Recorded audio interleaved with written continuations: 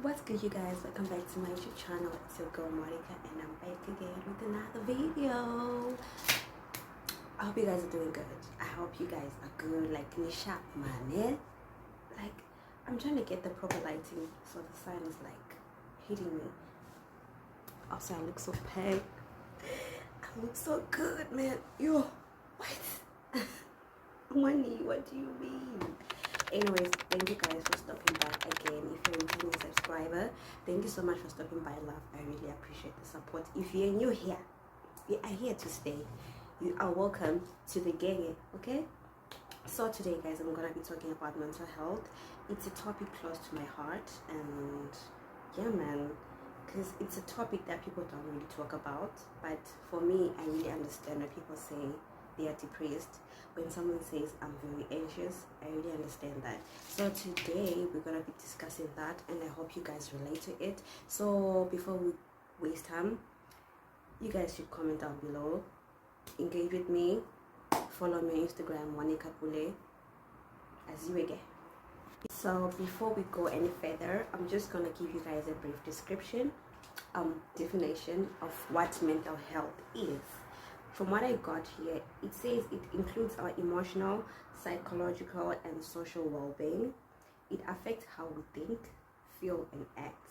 It also determines how we handle stress, relate to other people, and make choices. Basically, everything starts here. Let me start. After I lost my dad, I was in a very, very bad space. I didn't know what to do, and yeah, I'm sweating. I didn't know how to handle my emotions. Like, everything was just everywhere. It was very hard. I was trying to understand why I had to leave. Like, 1 minute you're here, the next you're not. Like, you're gone forever. So I'm like, okay. Now I had to readjust. I had to adjust and learn to live without him. Even now, after 3 years or more, I'm still learning how to live without him. Some days I get triggered, some days, yeah, man, that's life. So and also another thing, while I was grieving my dad, I had a baby. Somehow the way things happened, it was like a blessing, you know. It didn't make sense at that point, but now it really makes sense. Like, guys, God is clever. He knows what he's doing. It might be not allowing to, it might not be aligning to our own plan, but surely one thing for sure, God never makes any mistakes. So okay, you're trying to, you know, learn to adjust to the new life. Now I have to take care of someone, a whole human being, in a foreign land. Can you just imagine? It was really, really so overwhelming. So in that whole period of time, my mental health was in shambles. I didn't know what to talk to. I was always sleeping. I was so hard on myself.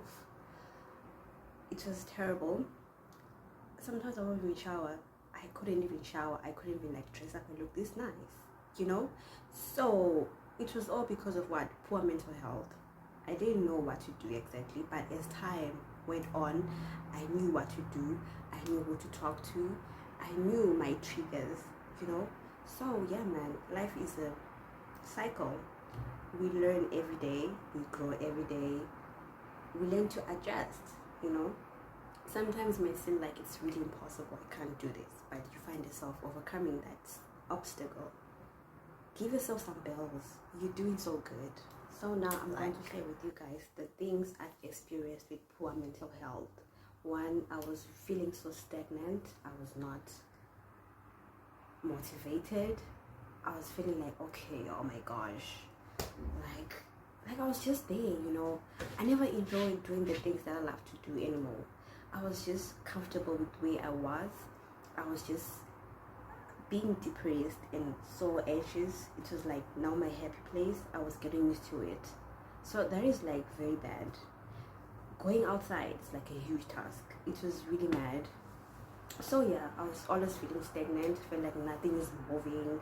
I'll get so mad at the things that happened in the past, you know. Like, we just have to move on. In as much as it hurts, you just have to move on, you know. Secondly, I had rapid mood swings. Yo, later on money pattern, just press like this, you change. Press like this, you change. 1 minute I'm happy, the next I'm so annoyed, I'm so agitated. The next I'm so happy, I'm over the moon. Like, come on, girl.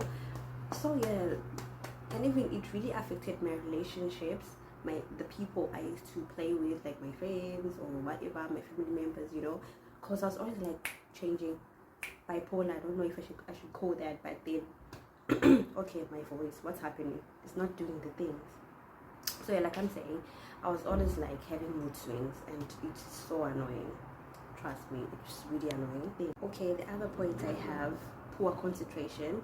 I couldn't do something and finish it. For example, if we're having a group discussion or something, you know, I couldn't do it. First 5 minutes I'm okay, I'm in there. Later on, geez, I'm not thinking about something else. I'm trying to do this and this in my head. I'm just in my own world. Like, I can't start something and finish it, you know. So yeah, you need to like really check yourself if you're feeling that way. You constantly, you know, when you're doing something, you can't finish that thing. That's a cause for concern. The other thing, I had lack of interest in the things I once was passionate about. I like this whole fashion thingy, like reading, you know. I was just there. I would literally just wake up. Okay, I would eat.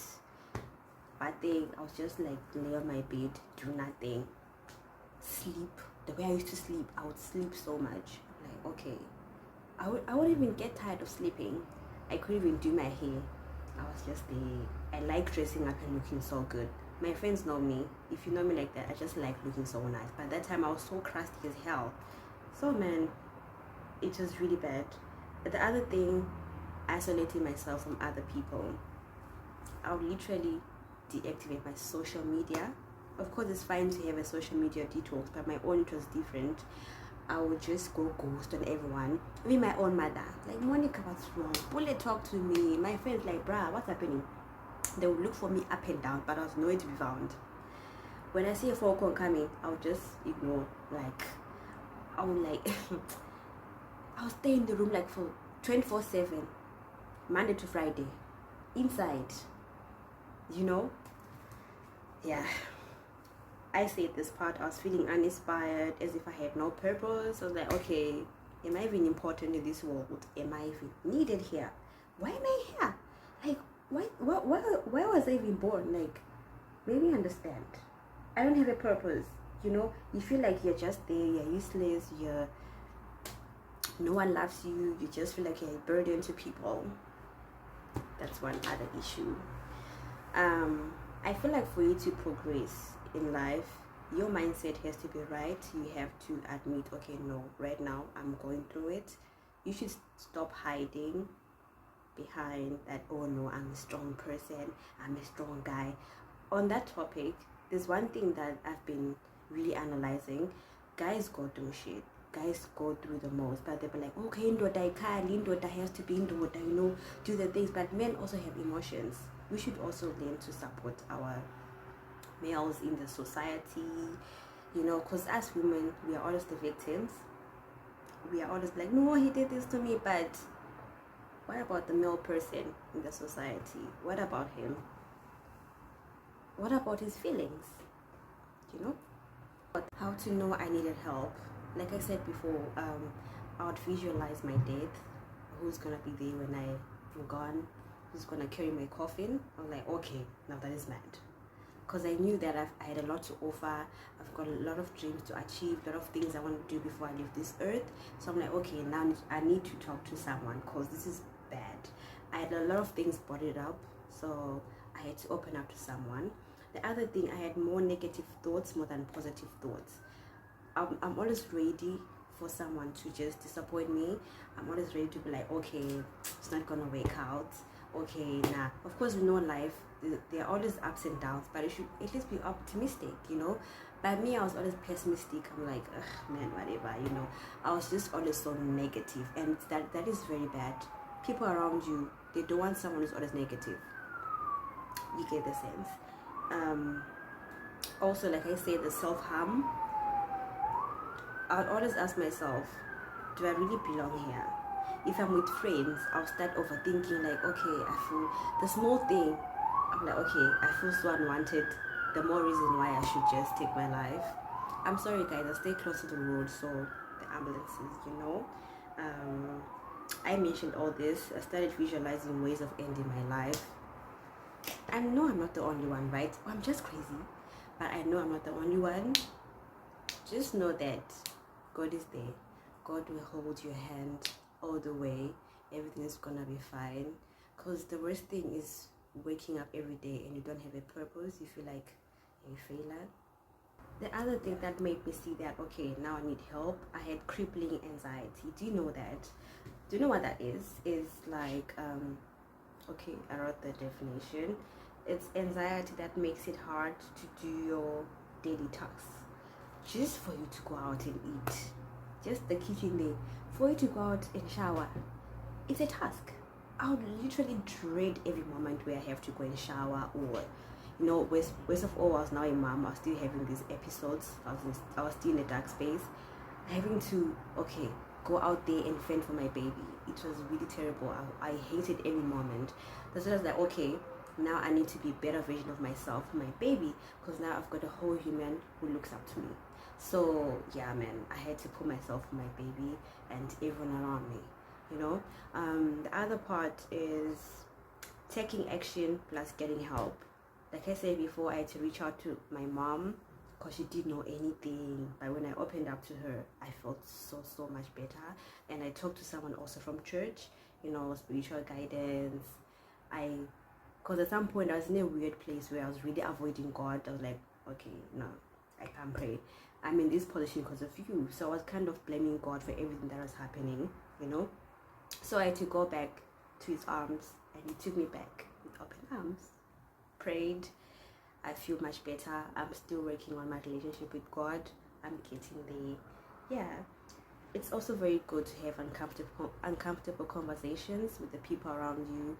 Maybe some organizations, people should learn to open up. And also, while you're opening up to someone, you don't just open up to anyone, because people are so quick to invalidate your feelings. I'm like, hi, now anxiety and net drama, like I said before. Just approach someone always would see, okay, this person is very mature, they understand, they can just resonate with you. So yeah, it really helps. It's okay to be vulnerable. If you want to cry. If you want, I don't know, to throw things, it's fine, as long as you feel better, Also, you have to figure out your triggers. What triggers your anxiety? What triggers your depression? Know where to start. Pinpoint, okay, this thing is making me feel somehow. Journal it.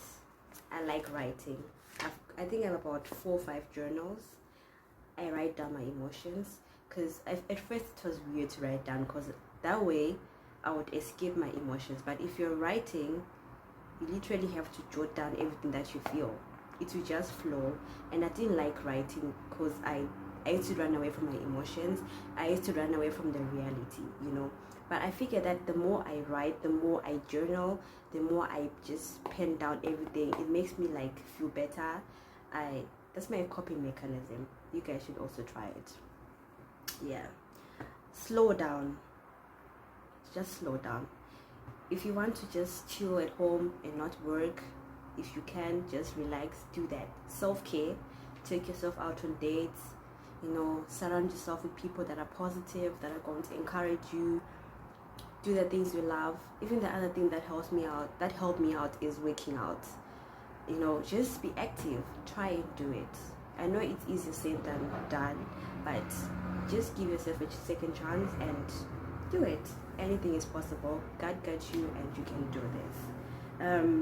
Also, if possible, go and see a therapist. Me, I didn't go because I don't know, I was not exposed to such. I didn't really think about it that much. But then I've got a friend, she was telling me about her whole journey when it comes to mental health and how it helped her to see a therapist, venting out and stuff like that. So if you can, just go and see a therapist. And yeah, man, As the year is about to end, I know people will be like, okay, I didn't accomplish my goals, I didn't accomplish the thing on my vision board. You start overthinking, you start beating yourself up. Don't be too hard on yourself. You're doing the best that you can. Everything is going to work out. Yeah, the year-end fatigue is here, but take some time to cool off. It's fine. You are where you're supposed to be. Do your best. It's gonna be fine. Anyway, guys, thank you so much for watching my YouTube video. I feel like it was just everywhere, but man, thank you guys for supporting me. Thank you guys for watching, and please subscribe, engage with me, comment down below, you know, if you like this video, if you relate to what I'm saying. Anyway, guys, thank you so much. I'll see you guys in my next video.